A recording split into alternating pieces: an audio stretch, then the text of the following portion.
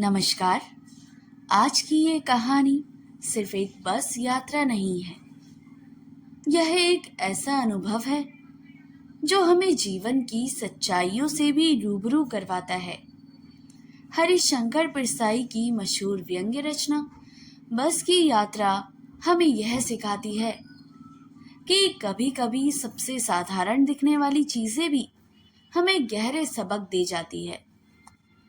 तो इस कहानी को सिर्फ सुनिए मत, बल्कि हर एक घटना को महसूस करने की कोशिश कीजिए। सोचिए, क्या आपने कभी ऐसे बस में सफर किया है जहां हर पल अनिश्चितता हो, जहां आपको लगे कि अब क्या होगा, कोई नहीं जानता। आज की इस कहानी में हम एक ऐसी ही खटारा बस में सफर करेंगे जहां डर भी है, हंसी भी है और छुपा हुआ एक गहरा संदेश भी है। उसकी यह यात्रा हमें एक अद्भुत अनुभव की दुनिया में ले जाती है, जहां हास्य और व्यंग्य के माध्यम से जीवन के गहरे सत्य सामने आते हैं। हरिशंकर परसाई, जो अपने तीखे और सटीक व्यंग के लिए प्रसिद्ध है, उन्होंने इस रचना में समाज की असमानताओं और विरोधाभासों को बेहद खूबसूरती से प्रस्तुत किया है। उनकी लेखनी की सादगी और गहराई सीधे पाठकों के दिल को छू जाती है। क्या आपने कभी सोचा है कि एक साधारण सी बस यात्रा भी हमें जीवन के इतने बड़े सबक सिखा सकती है? क्या आपने कभी ऐसा सफर किया है जहां हर मोड़ में आपको अपने अस्तित्व का एहसास हो? परसाई जी की ये कहानी हमें एक पुरानी खटारा बस की याद दिलाती है, जो सिर्फ यात्रियों को उनकी मंजिल तक नहीं पहुंचाती, बल्कि हमें जीवन की सच्चाइयों को भी रूबरू करवाती है। इस बस की हालत और इसका सफर हमें यह सोचने पर मजबूर कर देता है कि कभी-कभी सबसे कमजोर और साधारण चीजें ही हमें सबसे गहरे सबक सिखा जाती है। तो चलिए शुरू करते हैं बस की यात्रा। हम 5 मित्रों ने तय किया कि शाम 4 बजे की बस से चलेंगे। पन्ना ने इसी कंपनी की बस सतना के लिए घंटे भर बाद मिलती है, जो जबलपुर की ट्रेन मिला देती थी। सुबह घर पहुंच जाएंगे। हम में से 2 को सुबह काम पर हाजिर होना था, इसलिए वापसी का यही रास्ता अपनाना जरूरी था। लोगों ने सलाह दी कि समझदार आदमी इस शाम वाली बस से सफर नहीं करते। क्या रास्ते में डाकू मिलते हैं? नहीं, बस डाकिन है। बस को देखा तो श्रद्धा उमड़ पड़ी। खूब वयोवृद्ध थी, सदियों के अनुभव के निशान लिए हुई थी। लोग इसलिए इसमें सफर नहीं करना चाहते कि वृद्धावस्था में इसे कष्ट होगा। यह बस पूजा के योग्य थी। उस पर सवार कैसे हुआ जा सकता है? बस कंपनी के लिए एक हिस्सेदार भी उसी बस से चला जा रहे थे। हमने उनसे पूछा, यह बस चलती भी है? वह बोले, चलती क्यों नहीं है? अभी चलेगी। हमने कहा, वही तो हम देखना चाहते हैं। आप चलती है ये? हाँ जी, और कैसे चलेगी? गजब हो गया, ऐसी बस अपने आप चलती है। हम आगा पीछा करने लगे। डॉक्टर मित्र ने कहा, डरो मत, चलो, बस अनुभवी है। नई नवेली बसों से ज्यादा विश्वसनीय है। हमें बेटों की तरह प्यार से गोद में लेकर चलेगी। हम बैठ गए। जो छोड़ने आए थे वे इस तरह देख रहे थे जैसे अंतिम विदाई दे रहे हों। उनकी आंखें कह रही थी, आना जाना तो लगा ही रहता है, आया है सो जाएगा, राजा रंग फकीर। आदमी को कूच करने के लिए एक निमित्त चाहिए। इंजन सचमुच स्टार्ट हो गया, ऐसा जैसे सारी बस का इंजन है और हम इंजन के भीतर बैठे हैं। कांच भी बहुत कम बचे थे। जो बचे थे उनसे हमें बचना था। हम फौरन खिड़की से दूर सरक गए। इंजन चल रहा था। हमें लग रहा था कि हमारी सीट के नीचे ही इंजन है।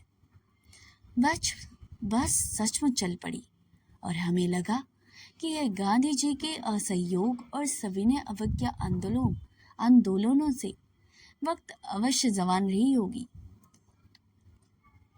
उस ट्रेनिंग मिल चुकी थी। हर हिस्सा दूसरे से असहयोग कर रहा था। बस पूरी सविनय अवज्ञा आंदोलन से दौर से गुजर चल रही थी। सीट का बॉडी से असहयोग चल रहा था।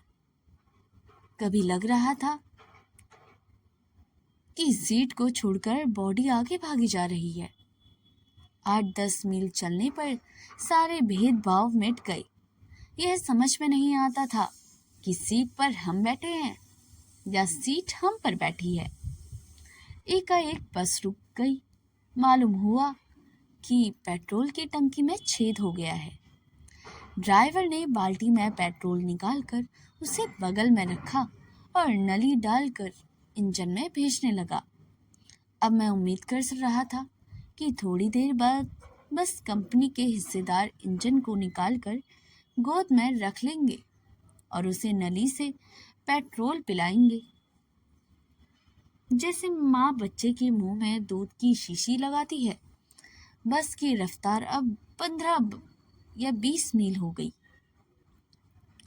मुझे उसके किसी हिस्से पर भरोसा नहीं था। ब्रेक फेल हो सकता है, स्टीयरिंग टूट सकता है। प्रकृति के दृश्य बहुत लुभावने थे। दोनों तरफ हरे भरे पेड़ थे जिस पर पक्षी बैठे थे। मैं हर पेड़ को अपना दुश्मन समझ रहा था। जो भी पेड़ आता डर लगता कि इससे बस टकराएगी।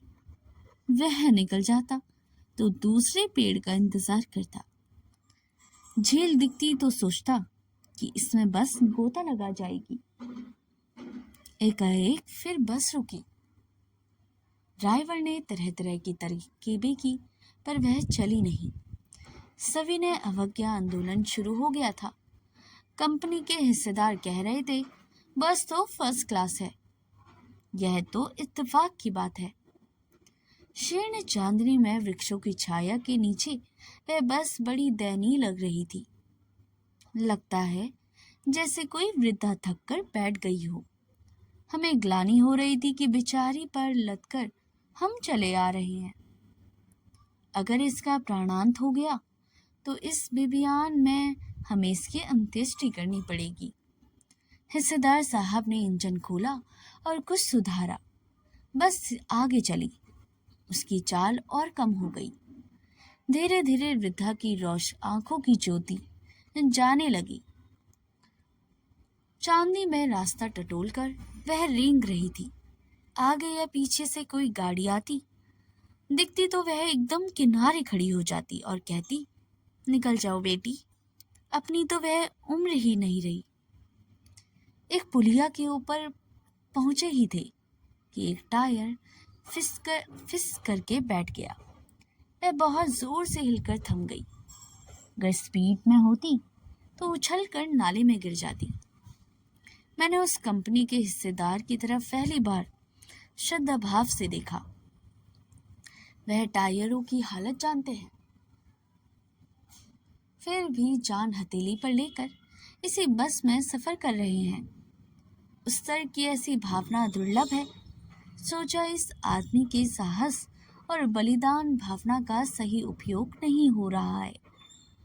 इसे तो किसी क्रांतिकारी आंदोलन का नेता होना चाहिए। अगर बस नाले में गिर पड़ती और सब मर जाते तो देवता बाहें पसारे उसका इंतजार करते। कहते वह महान आदमी आ रहा है जिसने एक टायर के लिए प्राण दे दिया। मर गया पर टायर नहीं बदला। दूसरा घिसा टायर लगाकर बस फिर चली। अब हमने वक्त पर पन्ना पहुंचने की उम्मीद छोड़ दी। पन्ना कभी भी पहुंचने की उम्मीद छोड़ ही दी थी। पन्ना क्या, कहीं भी कभी भी पहुंचने की उम्मीद ही छोड़ दी। लगता था जिंदगी इसी बस में गुजारनी है और इससे सीधे उस लोक को प्रयाण कर जाना है। इस पृथ्वी पर उसकी कोई मंजिल नहीं है। हमारी बेताबी तनाव खत्म हो गई। हम बड़े इत्मीनान से घर की तरफ बैठ गए। चिंता जाती रही। हंसी मजाक चालू हो गया। तो दोस्तों, यह व्यंग्य रचना यहीं पर समाप्त होता है। कहानी की शुरुआत में लेखक और उनके 4 मित्रों ने शाम 4 बजे की बस से जबलपुर जाने का फैसला किया। बस अत्यंत पुरानी, जर्जर और डाकिन की तरह डरावनी थी, जिसे देखकर लोग यात्रा ना करने की सलाह देते थे। बस की हालत देखकर लेखक को लगता है कि यह चलती नहीं, बल्कि चलती फिरती पूजा की वस्तु है। यात्रा के दौरान पेट्रोल की टंकी में छेद, टायर पंक्चर और इंजन की खराबी जैसी समस्याएं आती है। लेखक ने व्यंग करते हुए कहा कि यह बस असहयोग आंदोलन के समय की लग रही है, क्योंकि इसका कोई हिस्सा दूसरे हिस्से से सहयोग ही नहीं कर रहा था। अंत में लेखक अपना डर छोड़कर बस के साथ एक हो जाते हैं और यात्रा का आनंद लेते हैं। यह व्यंग्यात्मक कहानी है जो जर्जर बस व्यवस्था पर भी प्रहार करती है। लेखक बस की हालत पर व्यंग करते हैं कि यह पूजा की योग्य है, न चलने के।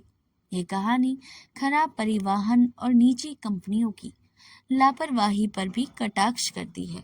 तो दोस्तों, हरिशंकर परसाई की बस यात्रा हमें हंसाते हंसाते गहरी सीख दे जाती है कि हम कब तक गलत चीज़ों को सहते रहेंगे। ये कहानी सिर्फ एक बस की यात्रा नहीं, बल्कि हमारे समाज की सच्चाई भी दिखाती है। सोचिए, क्या हम भी ऐसी परिस्थितियों को चुपचाप सहते हैं? अगर आपको भी लगता है कि बदलाव ज़रूरी है, तो आज से खुद से शुरुआत कीजिए।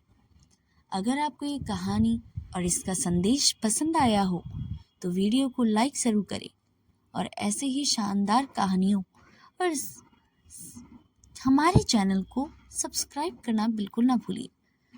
अपने दोस्तों और फैमिली के साथ इस वीडियो को शेयर करें, ताकि ये संदेश ज़्यादा से ज़्यादा लोगों तक पहुंच सके। मिलते हैं अगली एक नई कहानी और नए संदेश के साथ। तब तक सोचते रहिए और सीखते रहिए।